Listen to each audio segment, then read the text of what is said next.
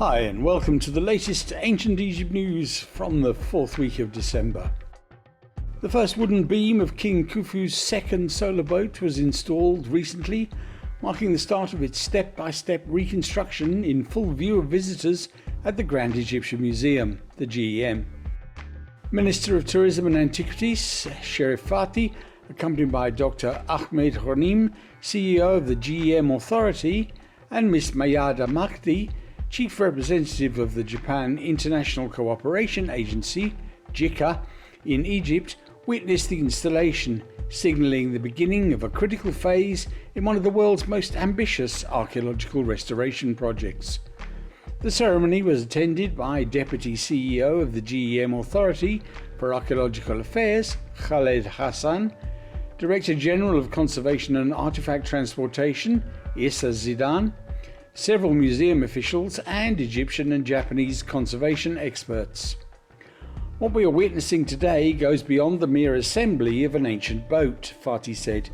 The second Khufu boat, long sealed in a limestone pit beside the Great Pyramid, embodies a sophisticated understanding of engineering, ritual and symbolism that continues to astonish scholars more than 4 millennia after its construction. The project, carried out through Egyptian-Japanese collaboration, is unique in that the restoration is happening in full view of the public. Over the next 4 years, visitors to the GEM will be able to watch conservators and engineers piece together approximately 1,650 wooden elements, creating a live educational experience that highlights the science, labour and dedication involved in preserving this ancient masterpiece. Dr. Ghanim described the project as a globally unique display, tracing the boat's journey from discovery to revival. The boat was found in an extremely fragile condition, he said, noting that advanced documentation, environmental studies and cutting-edge conservation techniques helped overcome the formidable scientific challenges. According to Zidan, all components of the boat have completed final conservation. Work began in 2022 after the wooden elements were carefully extracted from the southern pit near the Great Pyramid and stabilised in specialised laboratories. The current reassembly inside the newly constructed Khufu Boats Museum marks the culmination of decades of planning and preparation. Measuring approximately 42 metres, the second solar boat differs in design and construction from its counterpart already on display, offering new insights into shipbuilding practices during Egypt's 4th dynasty. Its oars, structural elements and associated materials reflect the advanced maritime knowledge of the ancient Egyptians. Discovered in 1954, the two boat pits beside Khufu's pyramid posed major conservation challenges. While the first boat was reassembled and displayed decades ago, the second remained sealed for years to preserve its fragile environment. The Egyptian-Japanese restoration project, formally launched in 1992, represents one of the most complex heritage preservation efforts of the modern era. The project highlights Egypt's leadership in protecting global heritage and demonstrates how the past can be made vivid for the present. This is not simply the reconstruction of an ancient vessel, Fati said.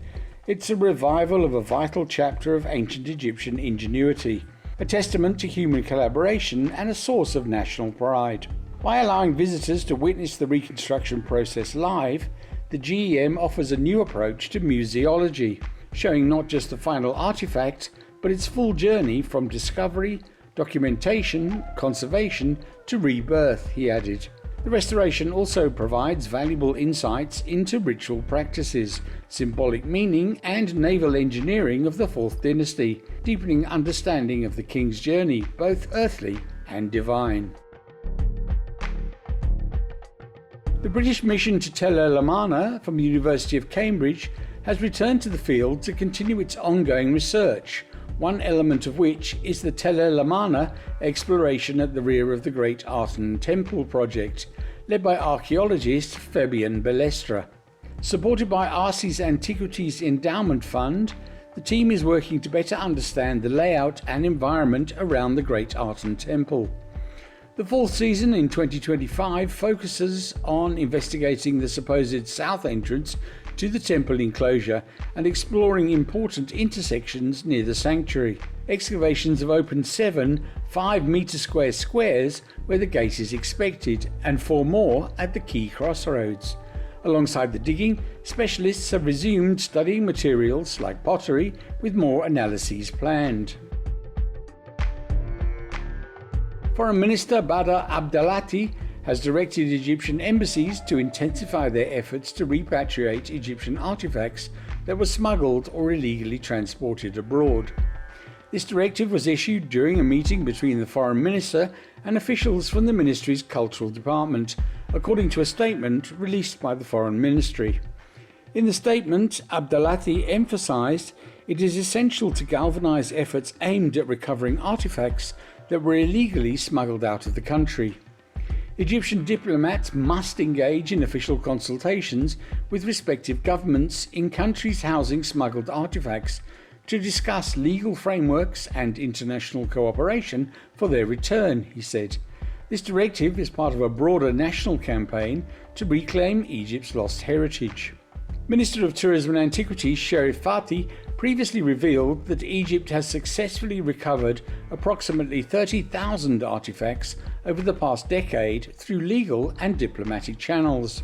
Egypt's recent diplomatic push is part of a sophisticated, multi-year strategy to protect its cultural identity. The 3 key pillars of Egypt's efforts are: firstly, active monitoring. A specialised department tracks international auctions and digital platforms to identify and block the sale of illegally excavated artefacts. Secondly, the legal basis. Egypt utilises international treaties, specifically the 1970 UNESCO Convention, to demand the return of items lacking documented ownership or legal export permits. And finally, the proven success. These diplomatic and legal efforts have successfully recovered tens of thousands of items, including major sarcophagi, while pushing for the return of world-famous iconic treasures such as the Rosetta Stone at the British Museum and the bust of Nefertiti at the Berlin Museum. And that's it for this week. This news podcast is brought to you by Ted Laux and GNT Tours. Ancient Egypt News is rated in the top 5 Egypt history podcasts, according to feedspot.com. For 2026 tour dates, please check out our website, gnttours.co.za. Follow us on social media and on YouTube. Thanks for listening to this episode. Please feel free to comment and share. Wishing you all a peaceful and joyous new year. Until next time, thanks again. Cheers. Bye-bye.